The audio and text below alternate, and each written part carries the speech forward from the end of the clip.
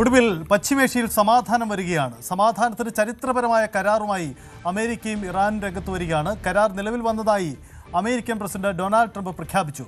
ഔദ്യോഗിക ഒപ്പുവയ്ക്കൽ വെള്ളിയാഴ്ച സ്വിറ്റ്സർലൻഡിലാണ് നടക്കുക. ഉടൻ ഹോർമുസ് തുറക്കുമെന്നാണ് ട്രംപിന്റെ മറ്റൊരു പ്രഖ്യാപനം. ഇതിനിടെ ബെയ്റൂട്ടിലേക്ക് ഇസ്രയേൽ നടത്തിയ ആക്രമണത്തിനെതിരെ ട്രംപ് രംഗത്തെത്തുകയും ചെയ്തു. വി വിനോദുണ്ട്. വിനോദ്, ഒടുവിൽ ഇത് സാധ്യമാവുകയാണ്, സമാധാനം സാധ്യമാവുകയാണ്. വളരെ പ്രധാനപ്പെട്ട തീരുമാനമാണ് ഉണ്ടാവുന്നത്.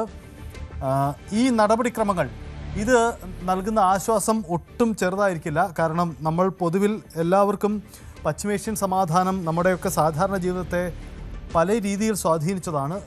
വിലക്കയറ്റമടക്കമുള്ള പ്രശ്നങ്ങൾക്കും ഇതൊരു കാരണമായിരുന്നു. എന്തായാലും ഹോർമുസ് പൂർണ്ണമായി തുറന്നിടുമെന്ന പ്രഖ്യാപനമുണ്ടാകുന്നു.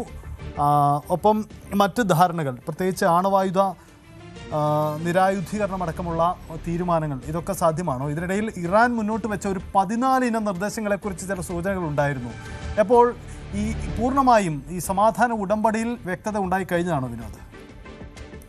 സൈത്ത്, ഇപ്പോൾ വളരെ പ്രധാനപ്പെട്ട വിവരം പുറത്തു വരുന്നത് ഹോർമുസ് തുറക്കാനുള്ള നടപടികൾ ആരംഭിച്ചിരിക്കുന്നുവെന്നാണ്. ഈ കരാറ് യാഥാർത്ഥ്യമാകുമ്പോൾ തന്നെ ട്രംപിൻ്റെ ഭാഗത്തു നിന്നുള്ള പ്രഖ്യാപനമായിരുന്നു ഹോർമുസ് തുറക്കും, സമാധാന കരാറിൽ ധാരണയായി കഴിഞ്ഞാൽ ഹോർമുസ് വളരെ പെട്ടെന്ന് തുറക്കും എന്ന ഒരു കാര്യം. അതിനുള്ള നടപടികളായിട്ടുണ്ട്. ഇപ്പോൾ കപ്പലുകൾക്ക് സുഗമമായി സഞ്ചരിക്കാനുള്ള സാഹചര്യമാണ് ഒരുങ്ങുന്നത്.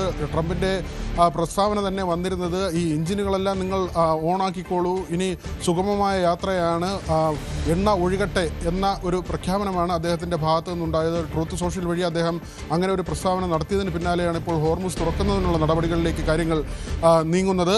മാത്രമല്ല, ഇതിൻ്റെ ഔദ്യോഗികമായിട്ട് ഈ രേഖ അത് പ്രാബല്യത്തിൽ വരുന്നത് വെള്ളിയാഴ്ച മാത്രമായിരിക്കും.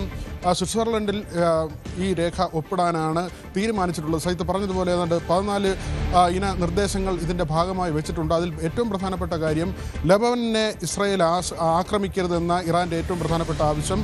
അതോടൊപ്പം തന്നെ അവർക്ക് ഇപ്പോൾ ഏർപ്പെടുത്തിയിട്ടുള്ള സാമ്പത്തിക ഉപരോധം, നാവിക ഉപരോധം, ഇതെല്ലാം തന്നെ ഒഴിവാക്കിക്കൊണ്ടുള്ള നടപടികളിലേക്ക് പോവുക. ആ കാര്യം അമേരിക്ക ഉറപ്പ് നൽകിയിട്ടുണ്ട്. മാത്രമല്ല, ഇവിടെ ഇപ്പോൾ അമേരിക്കയും ഇസ്രായേലും തമ്മിൽ ചില നീരസങ്ങൾ അല്ലെങ്കിൽ ഉരസലിലേക്ക് പോകുന്നൊരു സാഹചര്യം കൂടിയുണ്ട്. ഈ ചർച്ച നടക്കുന്നതിനിടയിലാണ് ഇസ്രായേലിൻ്റെ ഭാഗത്ത് നിന്ന് ഹിസ്ബുള്ളയ്ക്ക് നേരെ ആക്രമണം കഴിഞ്ഞ ദിവസം ഉണ്ടായത്. ഇതിനെതിരെ ട്രംപ് രംഗത്ത് വന്നു എന്നത് ഏറ്റവും ശ്രദ്ധേയമാണ്. കാരണം ഇസ്രായേലിന് വേണ്ടിയാണ് അമേരിക്ക ഇങ്ങനെ ഒരു യുദ്ധത്തിന് തന്നെ തുനിഞ്ഞിറങ്ങുന്നത്. അതിനുശേഷം ഇപ്പോൾ സമാധാന ചർച്ചകൾ നടക്കുമ്പോൾ ഒരു വശത്ത് ട്രംപിൻ്റെ കൊണ്ടുപിടിച്ച ശ്രമങ്ങൾ നടക്കുകയാണ് സമാധാനം കൊണ്ടുവരുന്നതിന് വേണ്ടി. അതിനിടയിലാണ് ഇസ്രായേൽ ഏകപക്ഷീയമായി ലെബനനിലേക്ക് ആക്രമണം നടത്തിയത്. ഇത് ട്രംപിനെ ചൊടിപ്പിച്ചു എന്ന് വ്യക്തമാണ്. കാരണം സമാധാനം പുലരാൻ എല്ലാവരും ഒരുമിച്ച് പ്രവർത്തിക്കേണ്ടതിൻ്റെ ആവശ്യകതയെക്കുറിച്ചാണ് ട്രംപ് പിന്നീട് സൂചിപ്പിച്ചത്.